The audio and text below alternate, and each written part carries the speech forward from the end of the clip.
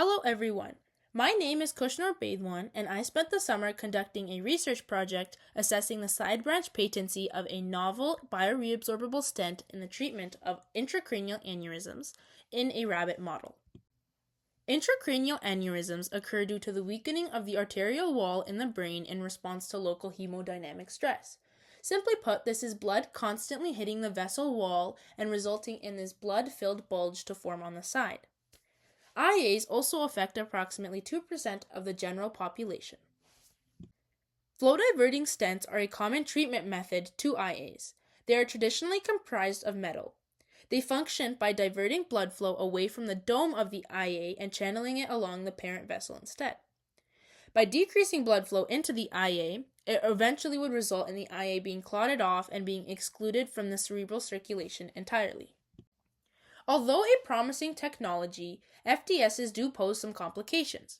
When the stent is deployed, not only will it clot off the IA, but it also has the potential to clot off side branches that stem off of the main parent vessel. When this happens, it could decrease blood flow to other regions in the brain and lead to other neurological deficits. Side branch patency specifically is referring to how open that opening of the side branch is. For example, is the stent covering the opening of the side branch, or is there tissue growth over the stent that is compromising how open that side branch is? To assess for this complication, we designed an experiment to assess for the change in the side branch patency over various time points, and we did this by deploying a hybrid polymer-metal based bioresorbable FDS as opposed to a metal FDS into the abdominal aorta of 5 New Zealand white rabbits. We then took optical coherence tomography and angiographic images to analyze the condition of the blood vessel over time. Then we used these images to calculate an osteosurface coverage ratio and subsequently an SBP.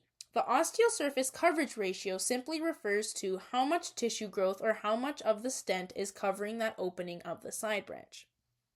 And then OCT images are taken by projecting near-infrared light through a blood vessel to obtain cross-sectional images of the vessel. Based on the principle that our novel stent is expected to dissolve after about 24 months, which is the typical time it takes for an IA to be healed, we would hypothesize that there would be an initial decrease in the SBP over the first 12 to 18 months post-stent deployment, followed by an increase after about 30 months as the polymer in the stent breaks down. We used a DICOM viewer known as Radiant to observe the angiographic and OCT images. Radiant offers a length tool which we used to take vertical and horizontal diameter measurements of the blood vessel to then determine the center of the blood vessel. Here we can see a cross-sectional image of the blood vessel which allows us to see the side branch and the opening of the side branch. With our predetermined center of the vessel, we were able to take angular measurements of the different components covering the opening of the side branch. The circles here over the opening are the different polymer and metal wires making up the stent, and the ring around the circle is tissue. This is an example at a day 0 time point. Then, this is an example of angular measurements taken at later time points. As you can see, there is clearly more tissue coverage over the increase in time.